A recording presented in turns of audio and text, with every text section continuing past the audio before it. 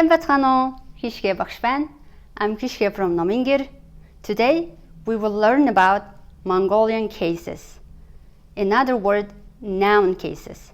This is one of the most important grammar aspects in Mongolian, as well as one of the most challenging to grasp. I will try to make it as easy as possible, so let's get started. So, what are cases in linguistics? Unfortunately, this is not so simple. If you have this in your language, you will likely to understand quickly and find the equivalent. For example, Korean grammar is very similar to Mongolian grammar. However, many languages don't use cases as much. Noun cases in Mongolian, you can think of this as suffixes that we add to a noun or other words that act as a noun like pronouns, adjectives, numerals, to show its function in a sentence. Maybe you are confused, but that's okay. Let's look at the simple examples to show this. Here are two examples in English and Mongolian. First example, John gave a book to me. In the sentence, to express the idea of object, we use the word me in English instead of I, which is a subject. Note that without the context, I and me are essentially the same word.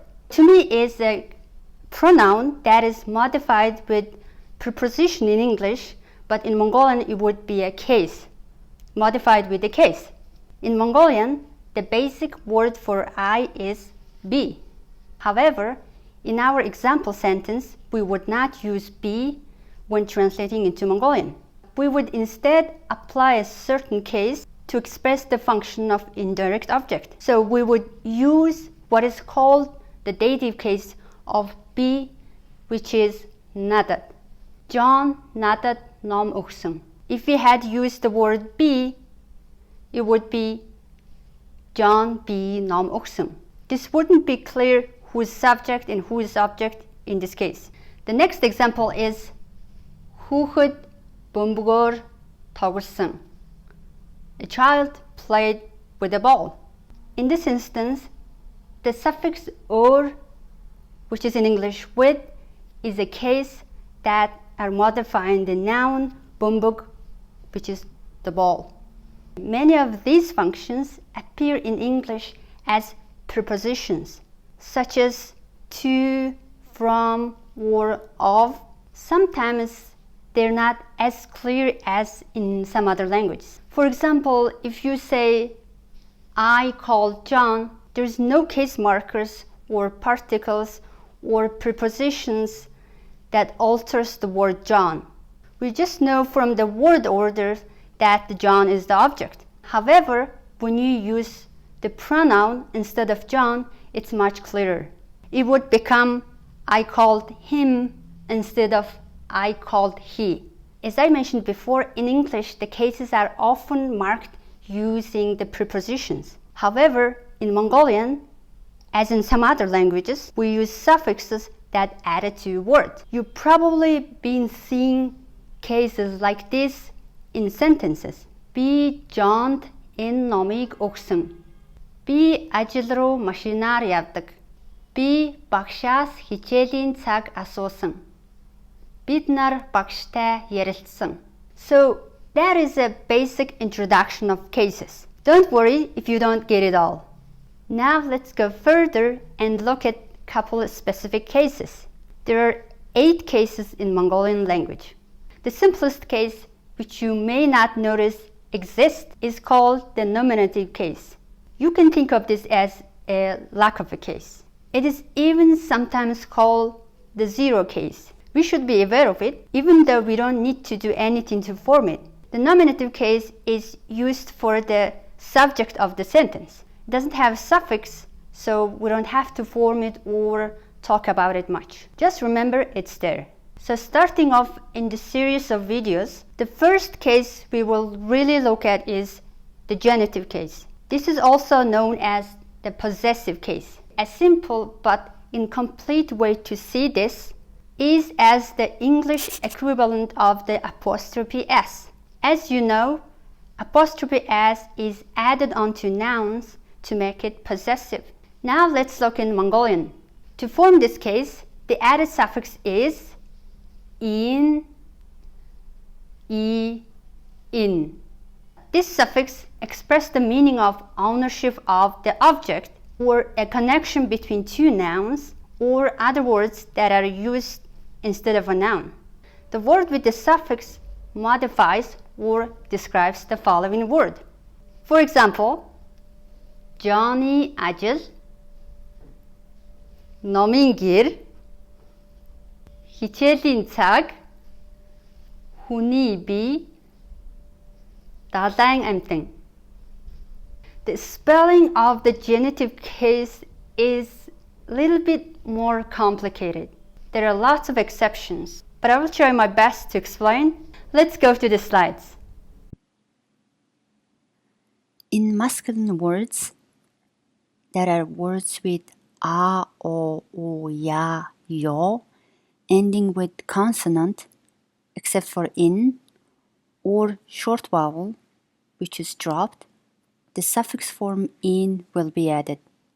For example, хотын төв, ханын цаг. In masculine words ending with consonant in, the suffix form e will be added. Johnny ном, оюутны амьдрал. One thing that is a bit challenging here is there are some words with a hidden in. The reason is it's hard to know which words have a hidden in or which don't at first. Here are a couple examples. Нарны гэрэл, ногооны үн. The suffix form in will be added in the following situations. In feminine words, there are words with e, I, o, u, ye, ending with consonant, but except for in or short vowel, which is also dropped. For example, үнийн өсөлт, гэрийн хаяг. The next one is in words ending with the vowel e or hagас e, which is dropped. For example, сургуулийн нэр, ангийн цонх. In masculine words that are ending with consonant j, che, ish, ge, or ka.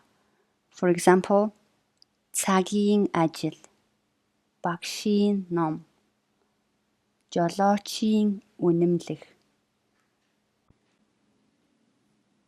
In some words, there are a hidden ge, and also some words with the long vowel takes the ge as well. For example, байшингийн хаалга, хүүгийн нэр, өвөөгийн гэр. In feminine words, those are words has e, I, o, u, ye, ending with the consonant in, the suffix form e will be added. For example, хүний нэр, эрний ном. Here are a couple of examples of the suffix form e in words there is a hidden in appears. For example, өрөөний цонх, хэлний хичээл. In words ending with diphthongs, the suffix form in will be added. Далайн хоол, оройн цаг. In many of these, you probably noticed that the English equivalent is often apostrophe s or the word of.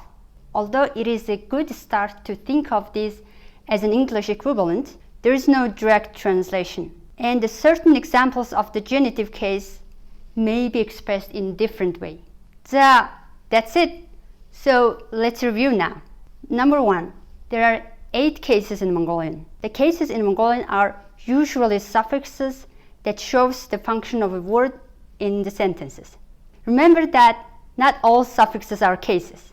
Number 2, the zero case or the nominative case. It is used to denote the nouns as subject. Usually, you won't notice this is here.